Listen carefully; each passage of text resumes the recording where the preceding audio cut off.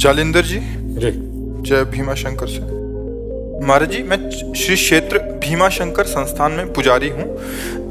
महाराज जी, हम जब पूजा अर्चना सेवा करते हैं तब कुछ महिला भक्त मंदिर में बहुत कम वस्त्र परिधान करके आते हैं। उससे अंग प्रदर्शित होते हैं, अन्य भक्तों को ना चाहते हुए भी देखना पड़ता है। हम जब उनसे कहते हैं तो कहते हैं कि हमारी मर्जी, तुम्हें क्या अधिकार, और लड़ने लग जाती है। महाराज जी, कृपया मार्गदर्शन करें कि ऐसे मंदिर आदि में या कोई मंदिर या कहीं भी देखो, आज जो है मन और इंद्री की गुलामी को स्वतंत्रता माना गया है। आध्यात्म के शब्दों में यदि समझेंगे आप, मन और इंद्री की गुलामी को स्वतंत्रता माना गया है। शास्त्र और गुरुजनों की आज्ञा को परतंत्रता माना गया है। इसीलिए प्रभाव नहीं पड़ सकता, क्योंकि भवानी शंकरो वंदे श्रद्धा विश्वास रूपिणो याभ्याम बिना न पश्यन्ति सिद्धा स्वांता स्तमीश्वरम। श्रद्धावान लभते ज्ञानम। जब श्रद्धा ही नहीं है संत और शास्त्र के वचनों में, तो मन मानी आचरण स्वाभाविक है। अब हमको अपने को बचाना है। यदि मेरी बहन हो तो क्या अपने बहन के अंगों को देखकर मुझे काम आएगा क्या? मेरी बहन बीमार हो, मेरे ही समान और कोई सेवा करने वाला ना हो, यदि मैं उसे शौचाऊं, यदि उसको वस्त्र पहनाऊं, तो क्या काम आ जाएगा क्या?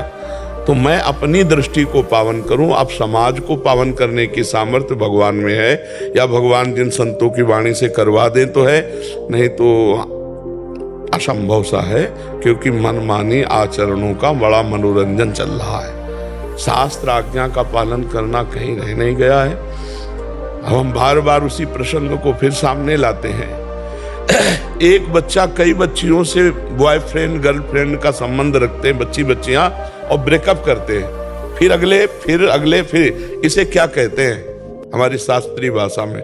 व्यभिचार। और व्यभिचारी पुरुष और व्यभिचारी स्त्री को किस भाव से देखा जाता है शास्त्र की दृष्टि में?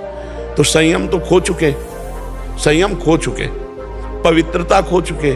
अब ये लज्जाहीन, मर्यादाहीन बुद्धि, ये क्या ऐसा हो सदुपयोग अपने शरीर का या अपने जीवन का कर पाएगी? बस वो तो अब उनके विषय में बोलने का मतलब है अपने को गाली खवाना।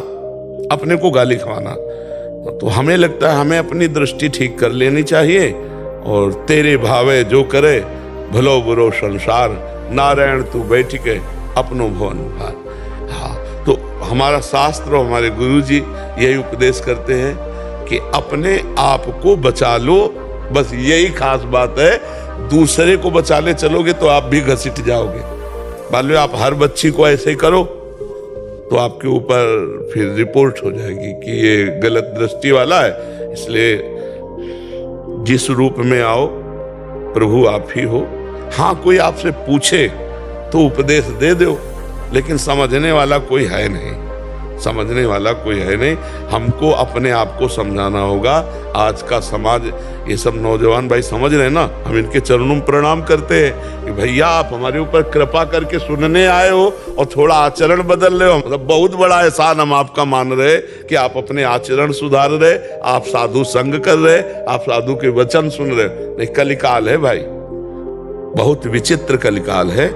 ये तो पता नहीं कौन सी लहर चली है कि संतों के प्रति श्रद्धा हो गई। तो इसलिए अपने को सुधारा जाए, समाज को सुधारने की। नहीं, मैं अपने की बात नहीं कर रहा था। हम जब सेवा करते हैं वहाँ पे, तो काम करते वक्त जब लोग आते हैं तो लोग हमें ही बोलते हैं कि पंडित जी, हम पंडित जी, तो बोले पंडित जी आप ही उनको कोई मार्गदर्शन दीजिए, आप बोल दीजिए। हमने बोर्ड भी लगा रखे हैं, लेकिन सुनते कम है। नहीं सुनेंगे, आप कहोगे तो आपके ऊपर वचन और हो सकता है कटुता का व्यवहार हो जाए। नहीं सुनेंगे आप सब। पहला हमारा उत्तर था, मन और इंद्रियों की गुलामी को स्वतंत्रता समझा जाता है। शास्त्र और संतों की वाणी के अधीन चलना परतंत्रता समझा जाता है। कैसे समझ में आएगी आप बता? तो इस विषय में हमें लगता है कि मौन होना ही उचित रहेगा। कोई प्रश्न करे तो उसका उत्तर दिया जा सकता है कि महाराज जी हम लोग ऐसे वस्त्र पहनते हैं, क्या ठीक है? तो फिर बोल सकते हैं, क्योंकि वो जानना चाहते हैं। और ऐसे आप बोलोगे तो फिर बहुत ही गलत हो जाएगा। बहुत ही गलत शब्द का प्रयोग हो सकता है, बहुत ही गलत शब्द का प्रयोग। हाँ, संसार का बहुत विचित्र स्वरूप है, नहीं प्रयोग हो सकता। वो आपको ही डांट लग सकती है बहुत। हाँ, इसलिए मौन अपने से कोई उत्तर देने का प्रणाली भी है ये, उपदेश देने की। जब तक प्रश्न ना करे तब तक उसको उपदेश न दे, नहीं वो उपदेश काम नहीं करेगा। प्रश्न करता दैन्य भाव से, आरत अधिकारी जब पावे गूढ़ो तत्व न साधु दुराए। और इस विषय की व्याख्या हम कर नहीं सकते, क्योंकि जब तक आप नहीं बदलना चाहेंगे, मतलब सामने वाला, तब तक ऐसे केवल फालतू बोलने से नहीं चलेगा। वो सामने सुधरना चाहे तो उसको हो सकता है। और नए बच्चे हैं, ये इतना ही मान लें कि गलत आचरण न करें और नशा न करें, इतना ही मान लें तो हम इनके चरण छूते हैं सब बच्चों के। हमारे भारत के ये भविष्य हैं, ये कोई गंदा व्यसन न करें और ये गंदे आचरणों से बच जाए, नहीं बहुत बड़ी हानि होती है। फिर ब्लैकमेल होने लगते हैं बच्चे, फिर अपने को कंट्रोल में ना करने के कारण वो अपने को मिटा देने की सोचने लगते हैं। नए नए बच्चे कई कारणों से अपने शरीर को त्यागने की बात, तो थोड़ा अध्यात्म सुने, नशा न करें, व्यभिचार प्रवृत्ति से बचें और अपने आप को भारत की सेवा में लगाने योग्य बनावें, समाज की सेवा में लगाने योग्य बनावें। इतना बहुत बड़ा उपकार हो जाएगा। और देखो, जैसे जैसे कलयुग बढ़ेगा तो पापाचरण बढ़ेगा, पापाचरण बढ़ेगा तो कैसे बढ़ेगा? ऐसे बढ़ेगा। मम्मी पापा से बच्चे कैसे बात करते, तुम अपनी देखो यार, हम अपनी देख लेंगे, ऐसे हमने सुना है।